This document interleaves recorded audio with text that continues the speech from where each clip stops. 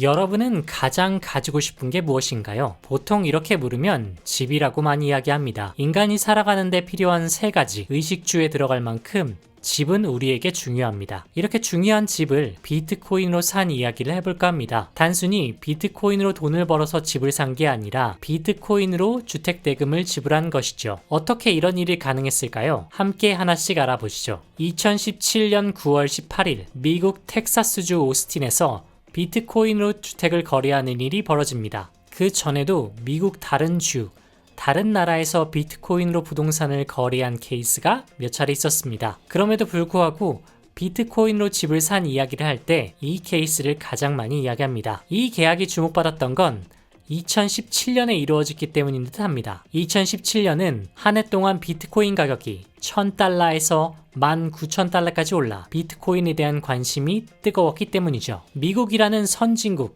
그것도 텍사스의 주도인 오스틴에서 체결된 계약이란 사실도 한몫했을 거고요. 비트코인으로 부동산을 계약하는 데 있어 가장 중요한 건 무엇보다 판매자와 구매자 간의 동의입니다. 부동산 가격이 한두 푼이 아닌 만큼 커피를 사는 일하고는 무게감이 다른데요. 도대체 어떤 사람이 이런 계약을 해낸 걸까요? 아쉽게도 구매자와 판매자에 대해서 알려진 것은 없습니다. 알려진 사실은 없지만 당시 상황을 가지고 그들을 추측해 봅시다. 일단 구매자 입장에서 한번 생각해 보겠습니다. 2017년 1월부터 8월 말까지 비트코인은 $1000에서 4000달러까지 가격이 급상승하였습니다. 비트코인으로 돈을 벌어서 집을 사는 거라면 비트코인을 팔아 달러로 결제하는 편이 훨씬 수월하죠. 그런데 그게 아니라 굳이 비트코인으로 결제를 진행하였습니다. 아마도 그 이유는 비트코인으로 피자를 사 먹어 유명해졌던 라스즐로와 같을 거라고 생각하는데요. 이 이야기의 자세한 내용은 이전 비디오를 참고하시면 됩니다. 간단히 이야기해 비트코인을 실생활에서 사용하고 싶었던 거죠. 피자와 같은 단순한 소비가 아닌 부동산과 같은 큰 거래를 하고 싶은 생각이었던 게 아닌가 추측해봅니다. 그는 아마도 단순한 비트코인 투자자가 아니라 비트코인 지지자였을 겁니다. 그렇다면 판매자는 어떨까요? 앞서 이야기했듯이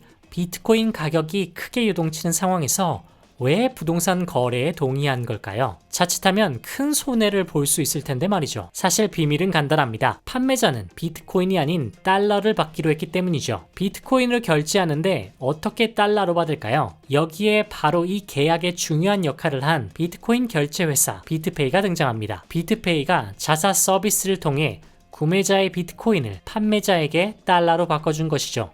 그럼 뭐 별거 아니네 라고 생각하실 수도 있을 텐데요. 여러분이라면 같은 조건으로 부동산을 거래하실 수 있으신가요? 아무리 비트페이를 통해 달러로 받는다고 하지만 지금까지 한 번도 해보지 않은 방식으로 부동산 계약을 진행한다는 건 결코 쉬운 일은 아니죠. 그것도 무려 7년 전에 말이죠. 이 계약을 진행한 두 사람 모두 보통 내기가 아니라는 생각이 듭니다. 우리가 부동산 거래를 할 때 빼놓을 수 없는 게 바로 세금입니다. 판매자는 달러로 받았으니 큰 문제가 없겠지만 구매자는 비트코인을 지불하였으니 이 점이 궁금하실 텐데요. 2014년 IRS가 정한 가이드라인에 따르면 비트코인에 대한 세금은 주식을 판매할 때와 같다고 하네요. 샀던 가격과 판매한 가격의 차익에 대한 세금을 내는 거죠. 주식을 팔아 집을 사는 것과 같은 절차로 인식한다고 하네요. 그렇기 때문에 부동산 거래를 진행한 데 있어 큰 문제가 되지 않았다고 합니다. 계약날 당시는 어떻게 진행되었을까요? 부동산 중개인 말에 따르면 보통 체크라고 하죠.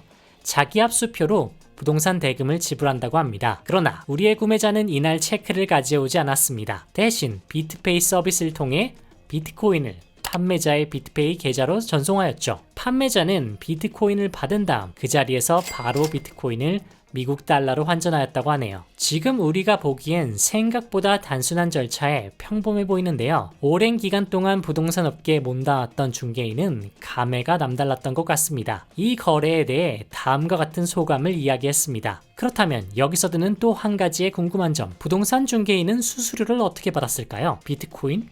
달러? 이 부분도 생각보다 간결한데요. 최근에 바뀌긴 했지만 미국에선 부동산 중개 수수료를 판매자가 전부 부담해왔습니다. 판매자는 비트코인을 바로 달러로 바꾼 만큼 중개 수수료 부분 또한 큰 문제가 없었을 것 같네요. 그렇다면 7년이 지난 지금 비트코인으로 부동산 사는 건 어떨까요? 나라마다, 특히 미국은 주마다 제도가 다른 만큼 아직까지도 많은 거래가 이루어지는 것 같진 않습니다. 앞서 이야기한 텍사스를 기준으로 한 스타트업에서 비트코인과 이더리움으로 부동산을 살 수 있는 서비스를 제공하고 있습니다. 판매하는 부동산은 텍사스 주 내 물건으로 한정되어 있는데요. 아무래도 지금까지 이야기한 2017년의 거래가 성공적이었기 때문에 가능한 일이겠죠. 이 회사는 미국 최대 코인 거래소인 코인베이스와 파트너십을 맺고 서비스를 제공한다고 합니다. 홈페이지에서 현재 살 수 있는 부동산을 몇 개 가져와 봤습니다. 혹시 궁금하신 분은 설명란에 링크를 남겨놓을 테니까요. 구경해보세요. 지금까지 2017년 텍사스 오스틴에서 비트코인으로 주택을 구매한 일에 대해 이야기해보았습니다. 부동산 중개인의 말처럼 손쉽게 진행되어